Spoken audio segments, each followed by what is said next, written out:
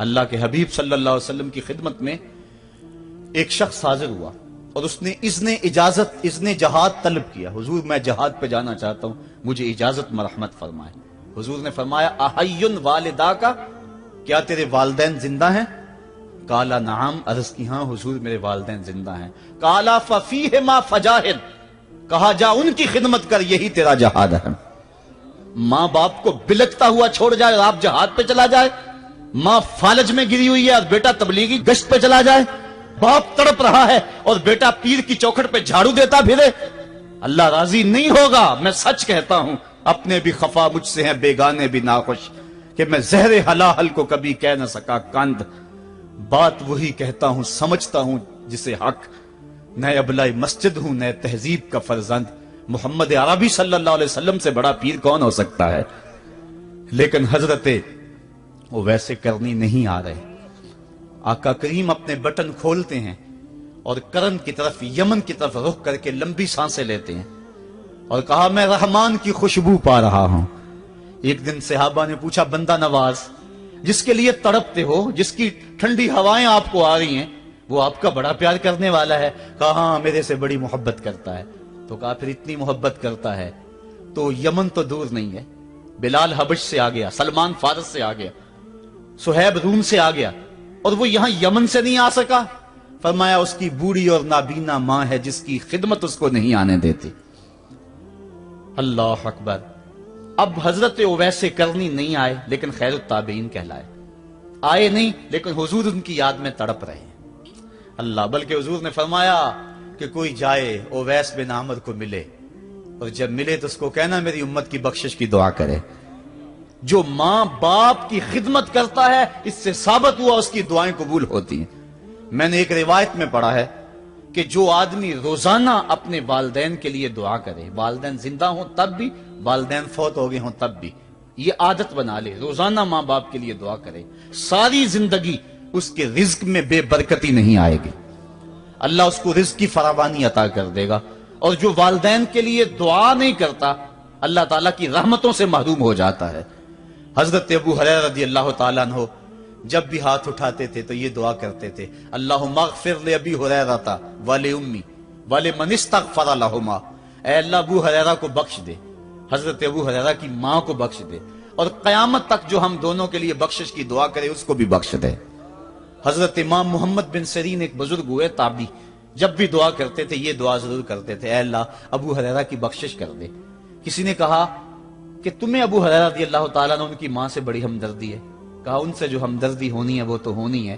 انہوں نے کہا ہوا ہے اے اللہ ابو ہریرہ اور ان کی ماں کو بخش دے, جو ان کے لیے دعا کرے اس کو بھی بخش دے. تو میں دعا کر کے اپنی بخشش پکی کر رہا ہوں. تو والدین کے لیے دعا کرنا اللہ کی رحمت کو دعوت دینا ہے. تو فرمایا کہ جاؤ اویس بن عامر کو جانا اور جا کے اس کو میری امت کے لیے دعا کا کہنا. حضرت سیدنا عمر فاروق حضرت علی المرتضیٰ گئے, جا کے ڈھونڈا تلاش کیا, اویس بن عامر ملے, حضور کا سلام کہا, بس پھوٹ پھوٹ کے رونے لگے. کہا بتاؤ میرے رسول کے لبوں پہ میرا نام کیسے آیا تھا, حضور میرا جب تذکرہ کرتے تھے کیسے کرتے تھے. یہ درد دیکھا تو بولے کہ کیا آپ اتنی محبت رکھتے ہیں تو پھر ملنے کیوں نہیں آئے حضور کو, اتنا جو پیار رکھتے ہیں تو زیارت کرنے کیوں نہیں آئے.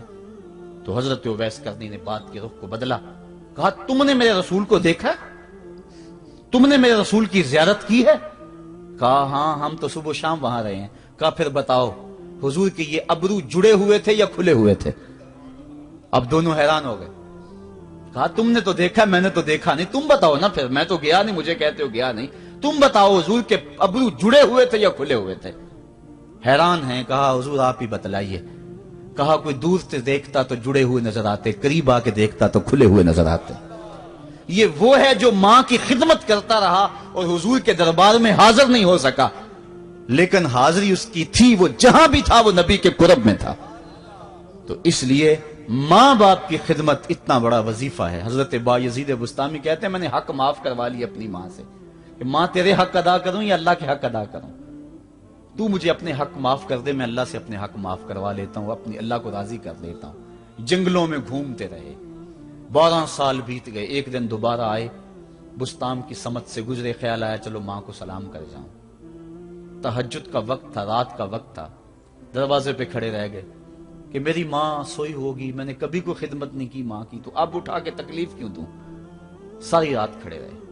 जब तहज्जुद का वक्त गुजरा तो नाली से पानी आया, समझ गए कि मेरी माँ तहज्जुद के लिए उठी है। दरवाजे के करीब हो गए तो माँ ने हाथ उठा लिए, कहा अल्लाह, मेरा बेटा बा यजीद तेरी तलब में निकला हुआ है, मैंने उसे अपने हक माफ कर दिए, तू उसको अपना विसाल अता कर दे। हजरत बा यजीद दरवाजा खटखटाने लगे और मां के कदमों में लिपट गए और रो के कहने लगे, जिस रब को मैं जंगलों में तलाश करता हूं वो तो रब मेरी मां के पास है। तो मां की दुआओं में अल्लाह की रिजा है। मां राजी हो जाए तो समझ लो खुदा राजी है।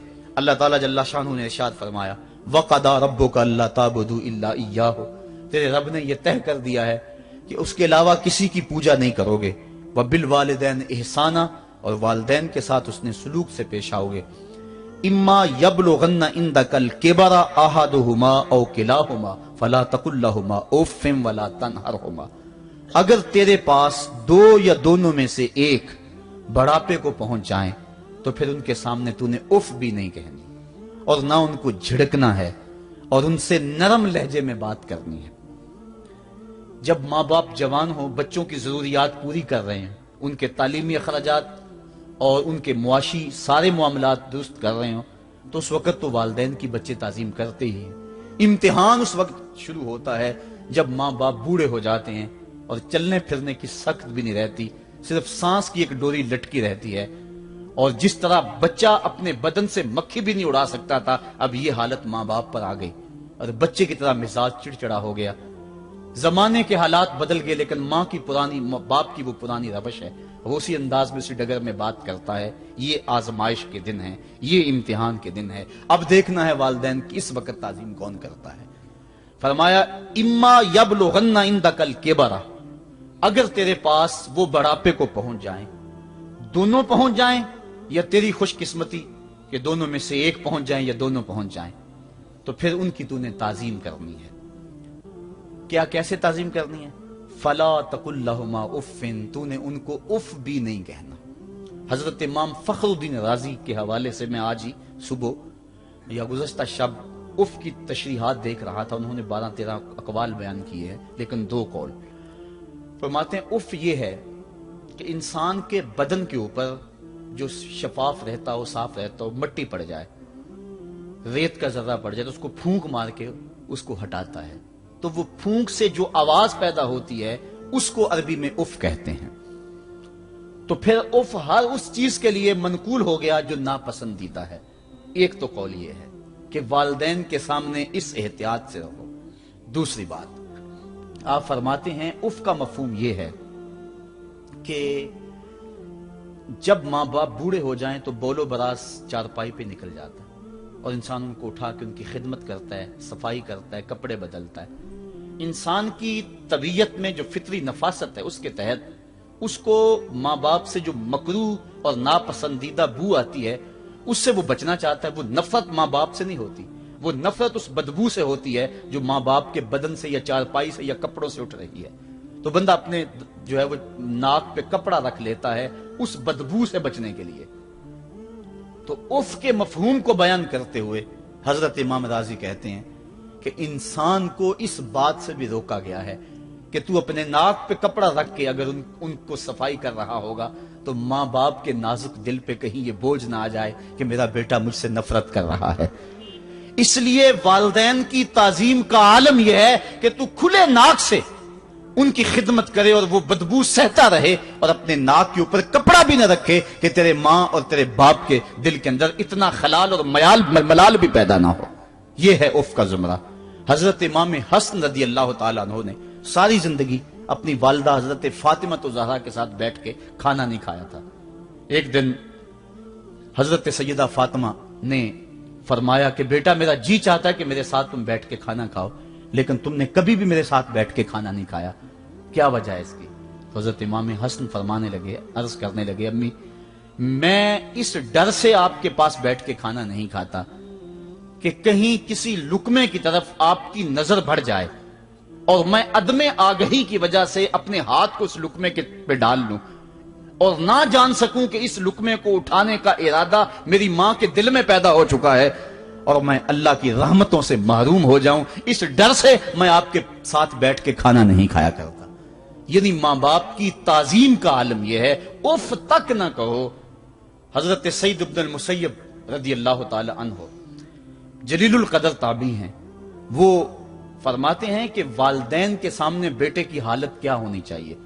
वो फरमाते हैं जिस तरह भागा हुआ गुलाम पकड़ा जाए और उसको पकड़ के जो है वो आका के सामने पेश कर दिया जाए, तो उस भागे हुए गुलाम को पकड़ के जब आका के सामने पेश कर दिया जाए तो जो हालत उस गुलाम की होती है, बेटे की हालत ये मां बाप के सामने होनी चाहिए। अब उन बेटों को सोचना चाहिए जो अपने मां बाप को दकियानूसी का ताना देते हैं और समझते हैं ये ओल्ड फैशन है, इन्हें क्या पता जमाना कहां चला गया है, और उनके फैसलों को मुस्तरद करते हैं। उलमा ने इस बात को तफसील के साथ बयान किया है कि शरीयत के जो कतई ज़ाब्ते हैं, उन ज़ाब्तों और उन कवानीन को और उन मामलात में तो वालिदैन की फर्माबरदारी नहीं होगी, अल्लाह की अगर मासियत होती हो, लेकिन जो मामले शक वाले हैं वहां मां बाप के कौल को तरजीह दी जाए। तो फरमाया उनके सामने उफ भी नहीं कहनी, वकुल लहुमा कौलन करीमा, और उनसे नरम लहजे में बात करनी है। वख्फिद लहुमा जनाह ज़ुल्ल मिनर रहमा, और उनसे बात और उनके लिए अपने बाजू बिछा लेने हैं नरम दिली की वजह से, नरमी की वजह से। जब जानवर जमीन की तरफ रुख करता है, ऊपर से नीचे की तरफ आता है तो अपने परों को सकेड़ लेता है, तो उसके लिए ये लफ्ज बोले जाते हैं।